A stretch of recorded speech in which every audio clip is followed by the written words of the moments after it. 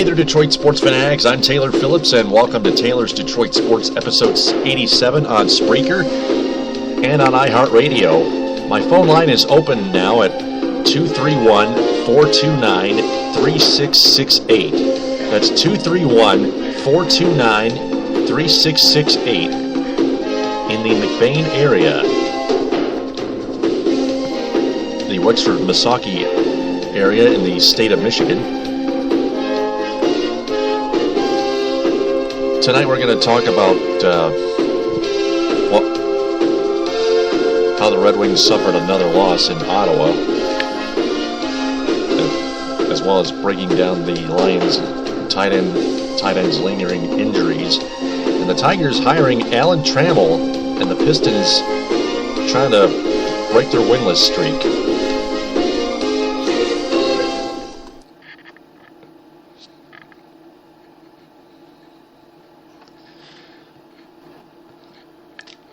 Oh, something just popped up.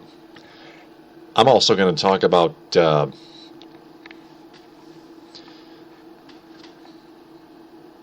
Michigan State-Ohio State matchup, if I can try to fit it in.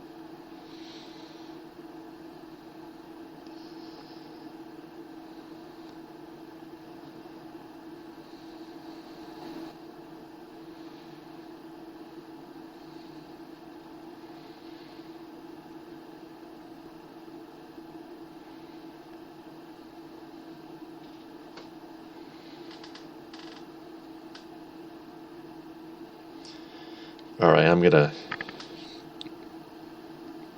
tweet that too. There you go.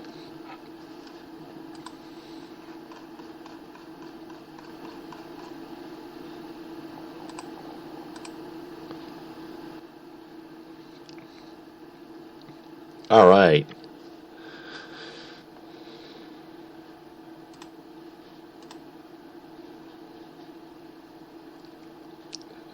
You can also add me on Facebook as Taylor Phillips. Like my Facebook page, Taylor Phillips' Detroit Sports page. Join my Facebook group, Taylor Phillips' Detroit Sports Group, and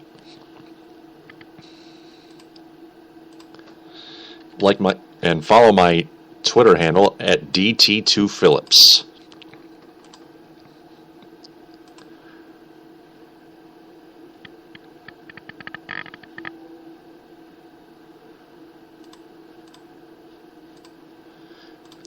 Sharing my links on Facebook now.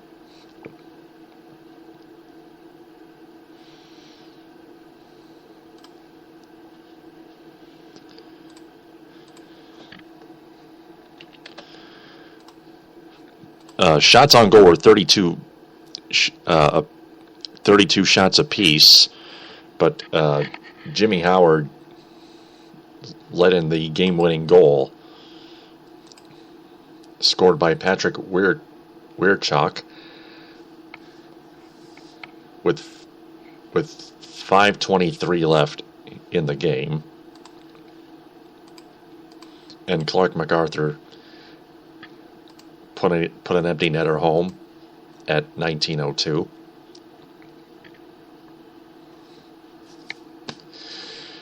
Erik Karlsson opened the scoring in the second period at 14:37. Same time of the Weirchuk goal in the third period, 14:37.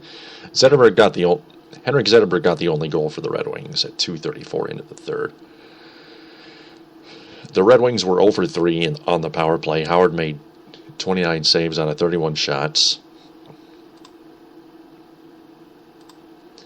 For Ottawa, Craig Anderson made 31 saves out of 32 shots.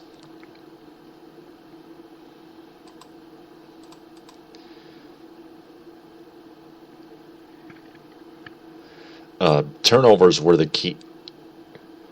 Were the difference maker. Not only to the first period where the Red Wings were outshot 16-2 by the Senators.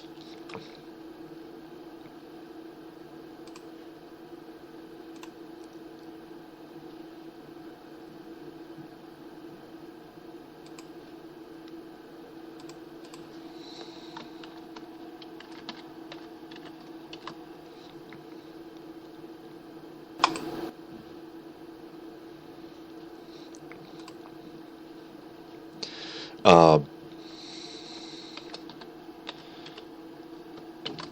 and the turnovers were the factor in the entire game as well. Especially on the Red Wings power play. Like I mentioned before, they were over 3.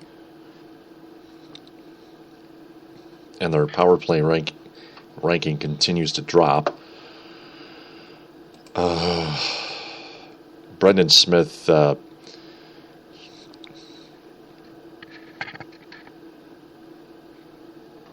took a penalty in the second period, a dumb penalty, turned the puck over, and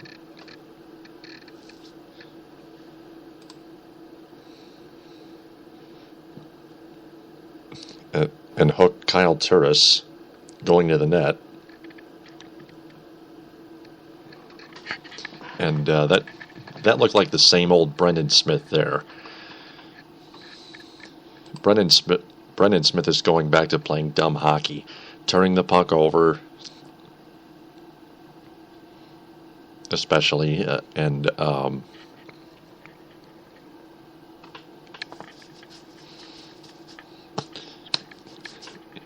not paying attention last Sunday. The Wings are choking right now. They're going to be a more tired bunch going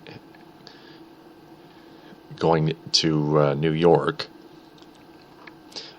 while they play the Rangers in Madison Square Garden. That starts tomorrow night at 8 on NBCSN.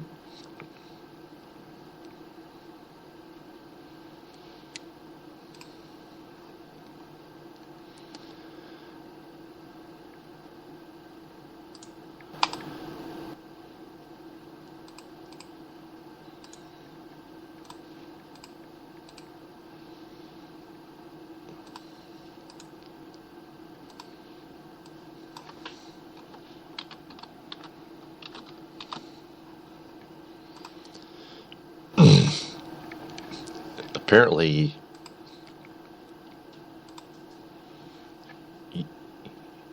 Jonas Gustafsson will start in net against Henrik Lundqvist.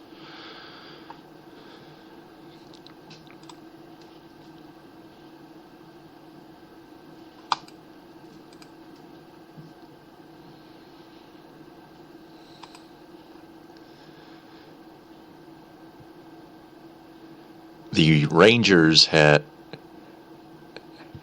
tonight off.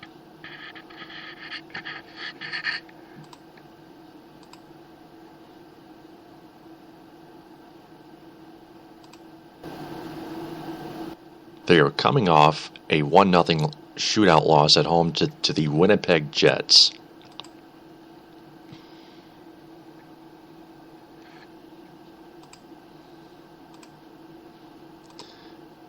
And they're actually coming off another shootout loss at home to the St. Louis Blues, 4-3.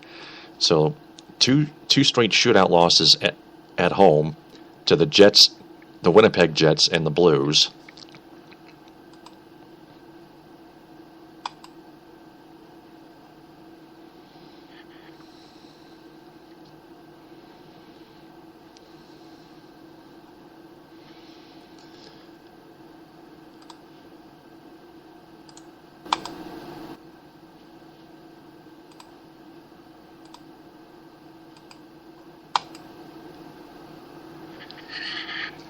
Check other scores in the NHL. The Bruins beat the Panthers. Boston Bruins beat the Florida Panthers in overtime 2-1. Flyers over the Oilers 4-1 in Philly. Flames beat the Capitals 4-3 in overtime. Hurricanes double up the Blue Jackets 4-2. The Blues edge and blank the Devils 1-0 in New Jersey. And the Blackhawks rout and shut out the Canadiens in Montreal 5-0. And finally, the Penguins took care of the Wild 4-1 in Minnesota. Just now. 4 games going on right now. The Jets lead. Speaking of the Jets, they lead the Predators 3-1 in Winnipeg with 5 seconds left in the third. They're about to win. Kings lead the Stars 2-1 in Dallas, 10-12 to go in the third period. The Avalanche, hosting the Canucks, the Avs lead 2-1 in the second intermission. Maple Leafs and Arizona Coyotes in the second intermission as well, and the Yotes have a 3-1 lead.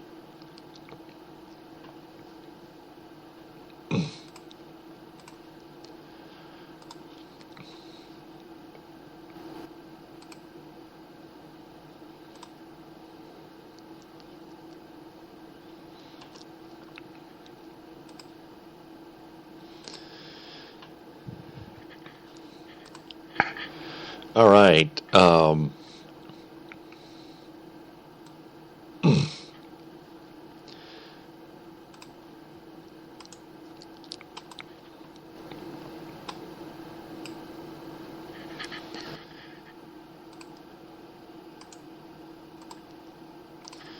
Let's go ahead and go to the Pistons now.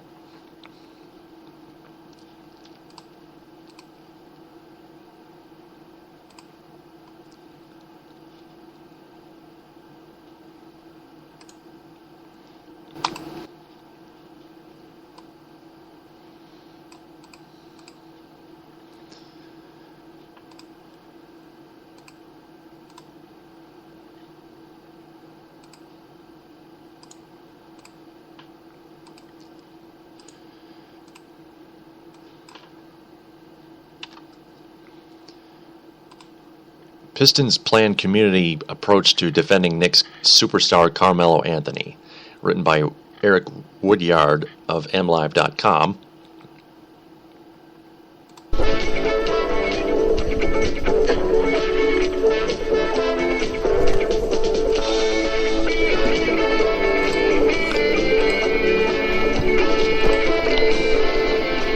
With a 2-1 start, the New York Knicks are gelling with no bad energy flowing through our team, quote unquote, according to NBA superstar Carmelo Anthony. Things aren't running as smoothly in Motown though, as the Detroit Pistons are still struggling to find their identity and are 0-3 in Stan Van Gundy's first season as Pistons head coach. In order for Detroit to secure its first victory Wednesday night at the Palace, defending Anthony, the Palace of Auburn Hills, defending Anthony is a top priority. Anthony is averaging 22.3 points through the Knicks' first 3 games, which likely will increase once he fully adjusts to first-year coach Derek Fisher's triangle offense. Pistons players know executing defensively against Anthony is easier said than done. It can't be done alone.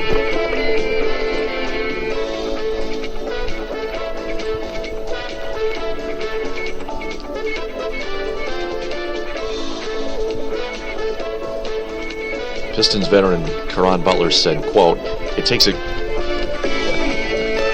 not going to read that. Anthony averaged 29 points and 5.3 rebounds against the Pistons last season on 49.2% shooting, but Detroit beat New York twice. Very good. Although several players are expected to guard Anthony on Wednesday night, such as Butler and Kyle Singler, Josh Smith could cover him for long stretches or possibly at the end of the game. Smith's length and athleticism puts him at a better advantage than most players on the Pistons team. Van Gundy still had him decided on his starting lineup. Greg Monroe came off the bench Saturday night against Brooklyn after serving his 2-game suspension.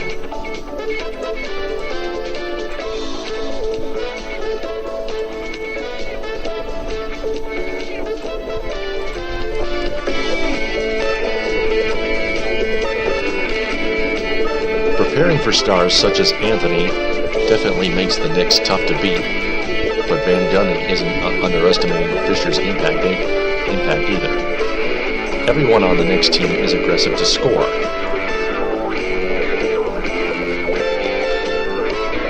Pistons take on the Knicks at 7:30 tomorrow night on Fox Sports Detroit.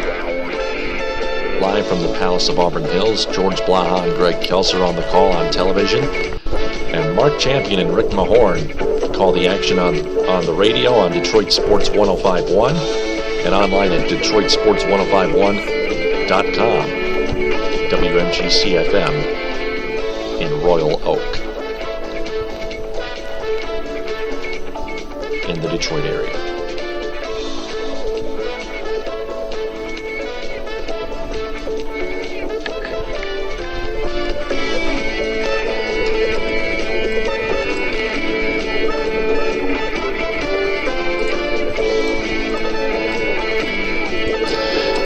Now let's get to some Michigan State, Ohio State matchup news here. 5 things to watch. Michigan State rested and refreshed. Rested after their win against Michigan and their bye week, and refreshed for the Ohio State showdown at Spartan Stadium. Written by Mike Griffith of NLive.com. From East Lansing, Mark D'Antonio is confident his veteran team knows the drill, so he held only one practice last week with hopes Michigan State players will refresh themselves and be ready for Ohio State Saturday night. That's at 8 on ABC.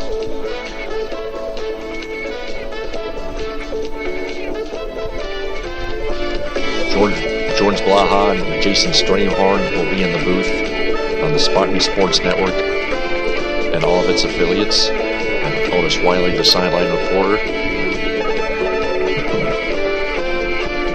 Apparently Brad Nessler will call the game on ABC.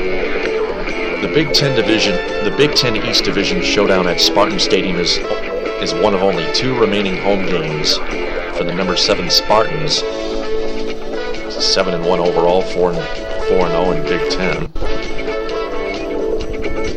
I'm just getting word that Red Wings great Gordie Howe is recovering from a stroke at a quote, remarkable rate, unquote, according to his family. I'll get to that quickly after I read this article. Spartans have won 12 straight in East Lansing. It's worth noting the number 13 Buckeyes, 7-1 and 4-0 in Big Ten play, have a couple streaks of their own, having tied a Big Ten record by winning 20 straight regular season conference games, in addition to boasting the nation's longest active road winning streak, 11 games. So that truly is a showdown. The Buckeyes have won 11 in a row on the road. The Spartans have won 12 straight at home. So here are 5 things to watch for this week, leading up to Saturday's pivotal 8 p.m. showdown between Michigan State and Ohio State. Number 1, more motivation. Ohio State coach Urban Meyer, and he is good too, like him or not, doesn't seem to mean anything personal by suggesting the Buckeyes don't consider Michigan State a rival, but try telling that to 27 players, including 10 starters, on the Spartans roster who hail from Ohio.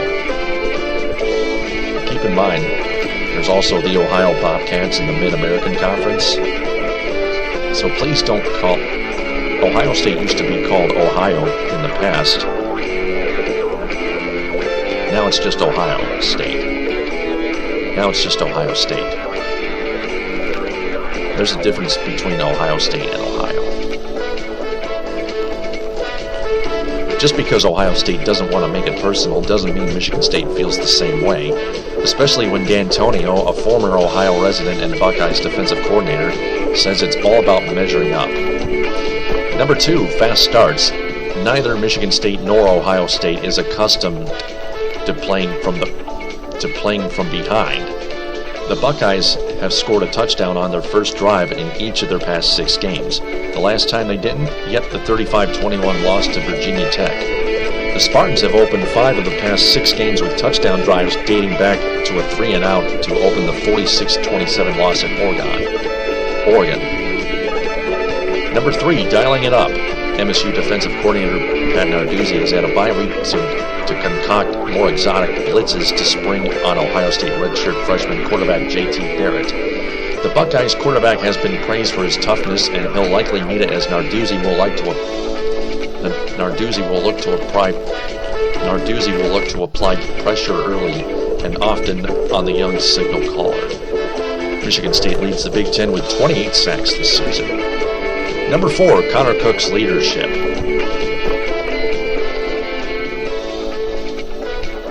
Cook truly embraces that Ohio State didn't bother to send him a recruiting letter, and after winning the Big Ten MVP honors against the Buckeyes last season, the Spartans quarterback is playing with house money. Cook realized the magnitude of playing his home state school, but he also knows he's at his best when he goes about things with a loose disposition. It doesn't hurt that the Buckeyes' defensive scheme is modeled after Michigan State's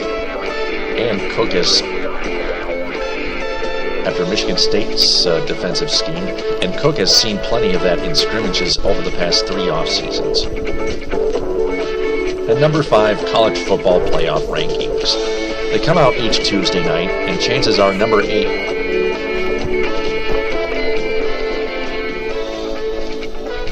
Michigan State won't move up any higher than number 7 this week, and they are number 7 now. They used to be number 8.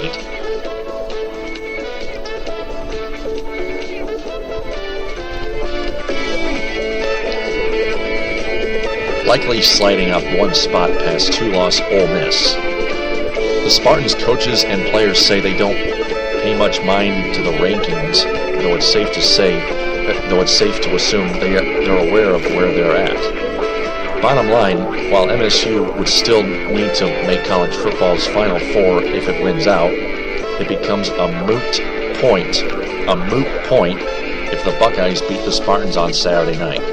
So, if you want to make your predictions on the Buckeyes and Spartans game Saturday night at 8, you can call in right now live at 647. No, wrong number. You can call in at 231-429-3668. Write this number down. 231-429-3668.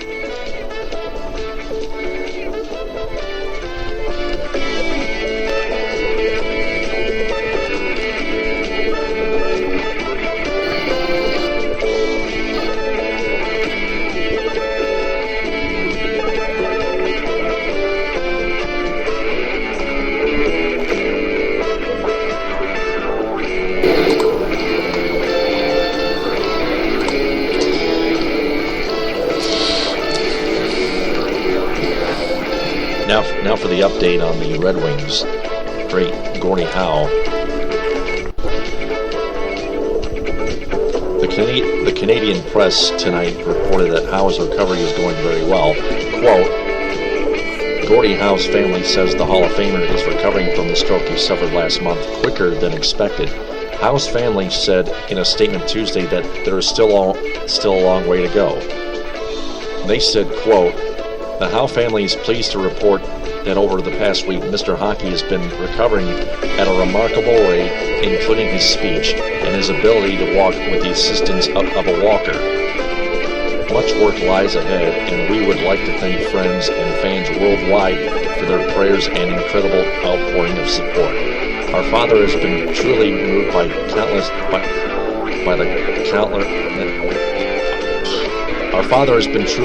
the countless phone calls, letters, emails, posts, and Red Wings get well gesture during the October 31st game, which they beat the LA Kings Friday night 5-2 at the Joe.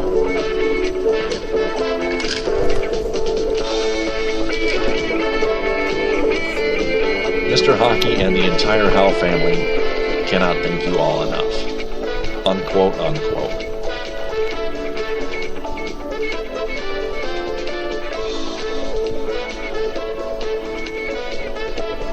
So, why don't I tweet that?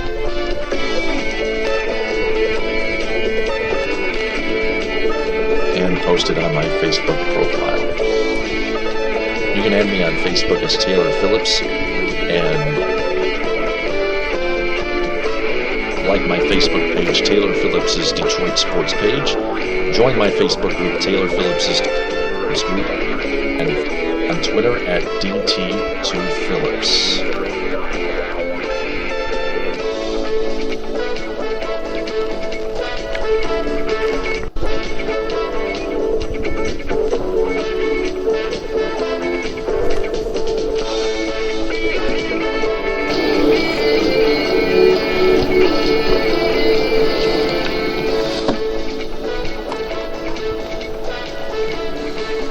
Now I want to get to some Lions here. Even after the bye, the Lions still face significant concerns at tight end. By Kyle Meinke of MLive.com,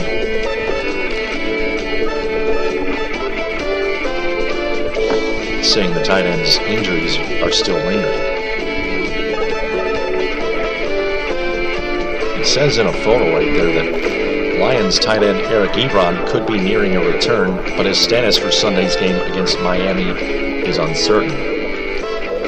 Photo taken by Mike Mulholland of MLive.com. Okay, now to Mikey's writing. The bye week was supposed to cure the Lions' injury woes, and it has for some, with Calvin Johnson and Reggie Bush on course to play Sunday against Miami. But the bye was not a panacea at all, for all.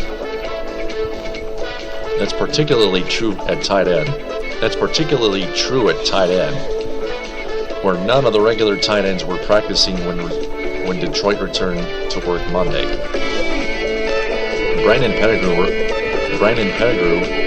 at tight end remains sidelined with a foot injury, while Joseph Fourier is battling a sprained ankle, and Eric Ebron has got a sore hamstring.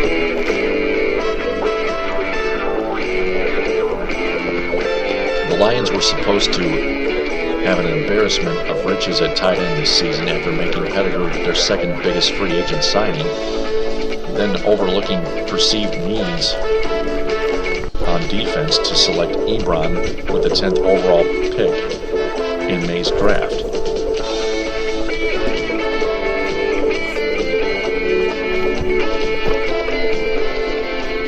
Jim Caldwell told the media, quote, he's, quote, not really certain on them. They'll have to see. Some guys are still being treated, so toward the end of the week we'll have a little bit better idea. But they all know that, but the media knows that the Lions typically will direct them toward the injury report.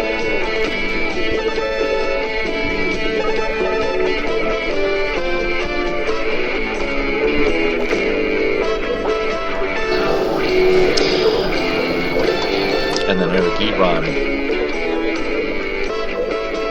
said to the media that quote, no one has a tight end room like ours. No one has this kind of ability, and no one has this many guys with all these skill sets. We're going to be tough, unquote. But that depth has slowly ebbed. Fourier was first to go down spraining his ankle September 24th while chasing his dog down some steps at his apartment building. He's played only 3 games this season, recording 3 catches for 49 yards and no touchdowns. Then Ebron followed suit, suffering a hamstring injury during an October 15th practice. The highly touted rookie has been struck on 10 catches for 103 yards and 1 touchdown. That left just Pettigrew among the tight ends who made the week one roster. And he lasted just one more week. sustaining a foot injury in the comeback win against New Orleans in Week 7. All told, Lions tight ends have combined to miss 8 games through the first half of the season. They have 22 catches for 120 yards and 1 touchdown. There are 21 tight ends. 21 tight ends who have more catches than that. They are 39 with more yards. There are 39 with more yards. Caldwell was optimistic before the Falcons game in London that Fourier and Ebron were rapidly improving, but 2 weeks later they remained sidelined. Detroit's workout Monday was a little more than a light walkthrough to get the blood flowing after the idle weekend, or the bye week.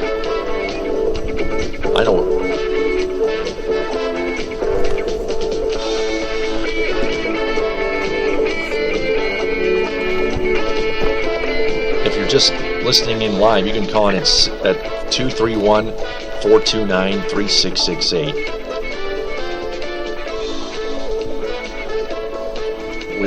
I'd like to hear from all of you on the phone. I'd like to get you on the show.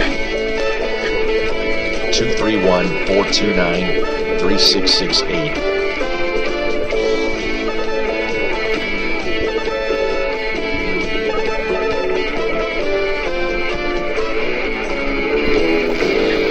Is the number to call.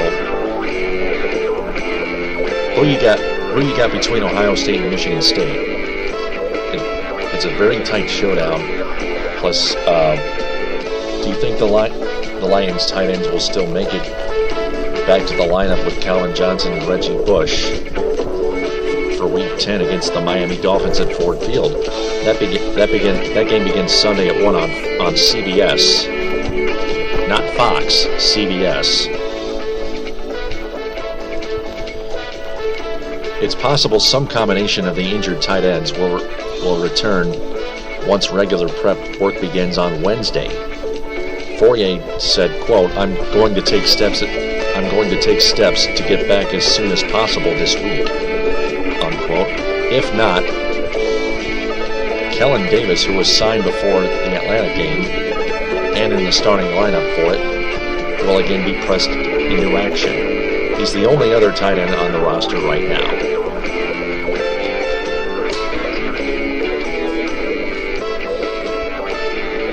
So all I can say to Kellen Davis is be careful.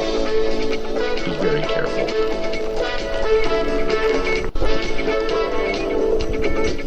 Good news, though, the Lions are getting defensive tackle Kyle Van Noy back. He was one of their draft picks.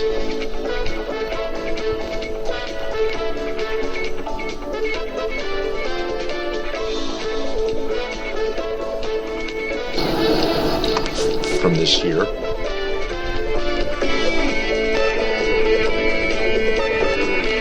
They also reinstated defensive tackle C.J. Mosley, but Jim Caldwell hasn't said whether or not Mosley will play against the Dolphins this upcoming Sunday.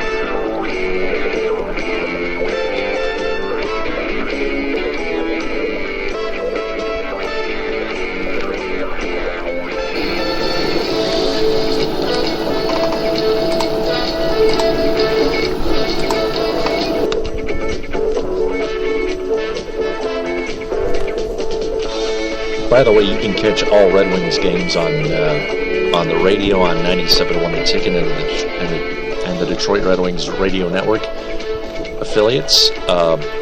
Ken Cal and Paul Woods on the call on the radio. Now to some Tigers news. We got 10 minutes left. The Tigers recently have hired Alan Trammell as an assistant general manager.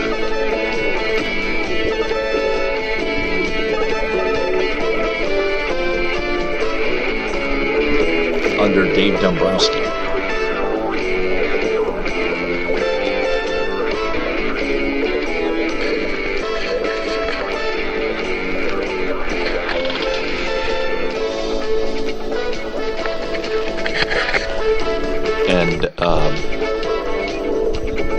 hardballtalk on NBCSports.com is not explaining much.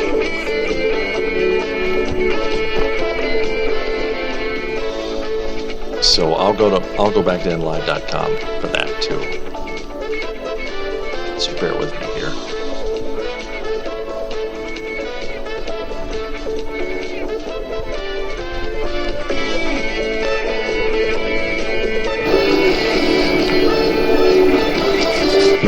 He is hired as a special assistant to General Manager Dave Dombrowski. Is Alan Trammell.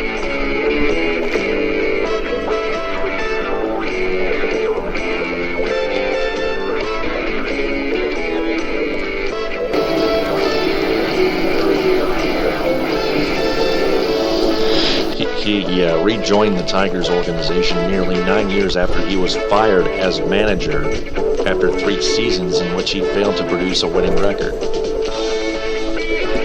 The MVP of the 1984 World Series will assist on-field duties at both the Major League and minor league levels in his role as special assistant. He'll be involved in personal meetings and is expected to travel throughout the minor league system. He is scheduled to attend several games in the Arizona Fall League later this week. A 6-time All-Star, Trammell played for the Tigers from 1979 to 1996 and led the Tigers to a World Series championship in 1984 and the American League Eastern Division title in 1987. Trammell said in a statement, quote, "I'm very excited to be back on board with the Tigers. It's an honor to return to Detroit, and I'm looking forward to working with Dave and contributing to the organization."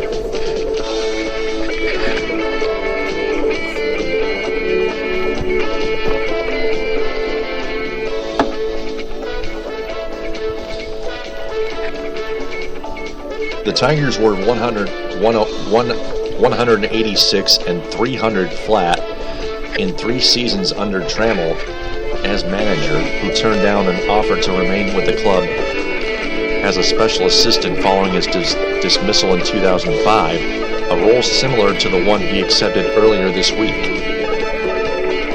Detroit lost an American League record 119 games in Trammell's first season as manager, then improved to 72 and 90 in 2004. The biggest turnaround in the AL since Baltimore's 33-game improvement from 1988 to 1989. Since being replaced by Jim Leyland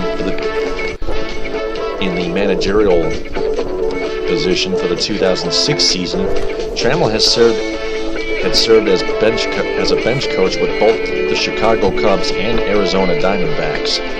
He most recently served as the bench coach for the D-backs, the Diamondbacks. I apologize for that. Under manager Kirk Gibson, who had previously been Trammell's bench and hitting coach with the Tigers. Gibson's entire coaching staff was dismissed in late September. Dombrowski had something to say about this. He said, quote, "Trammell will forever be revered as one of the greatest Tigers to ever wear the Old English D. And we view this as an opportunity to add an outstanding baseball person who offers a wealth of experience and perspective from his 20-plus seasons, and all with the Tigers in his most recent years in managing and coaching. It's great to have him back," unquote. So 5 minutes left. I want to hear from you guys.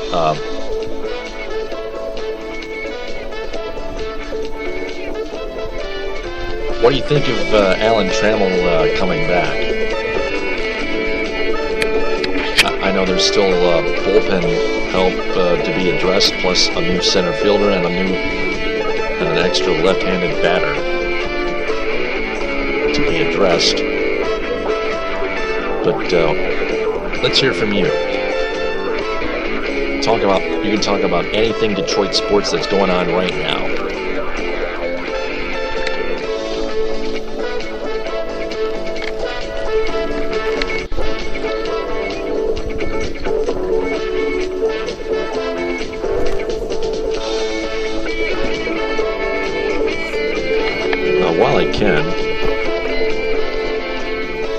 in about 4 minutes here.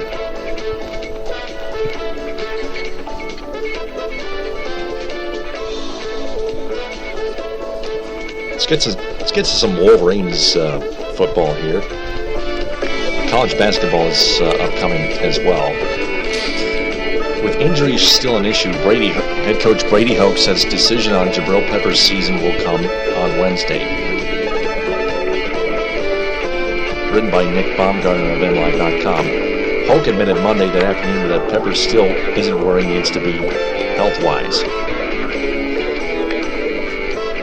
Michigan's coach hasn't ruled out the possibility that the freshman cornerback returns to the field at some point this season, but he's also in no way ruled out shutting him down for good to give his body a chance to heal up and secure a medical redshirt season.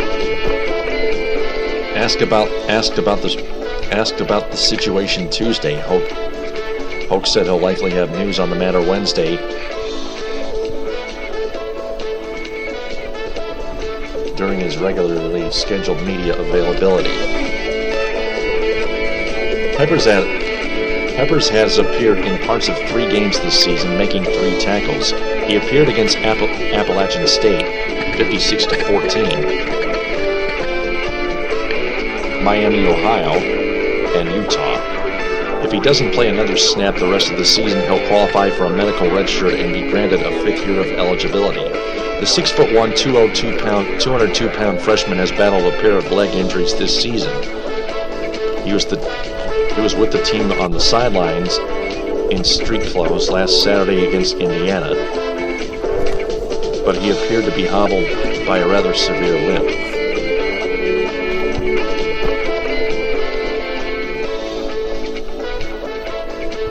And Michigan tight end Caleb Hill just underwent successful surgery to repair a torn ACL.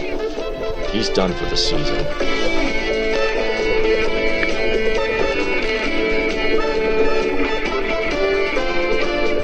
He tore it during practice.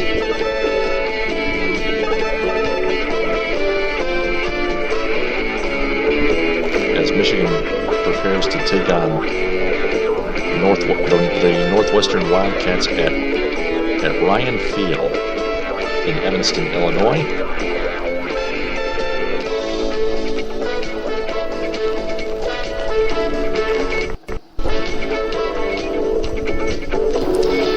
Before I run out of time here, about a minute left.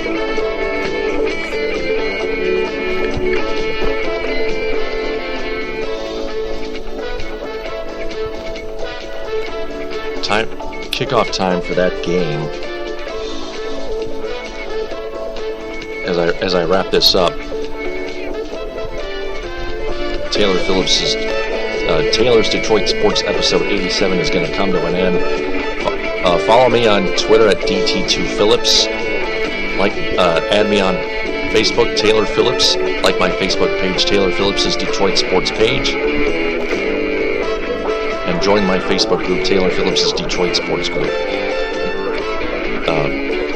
3:30 on ESPN2 is the time and TV on the Michigan Northwestern game.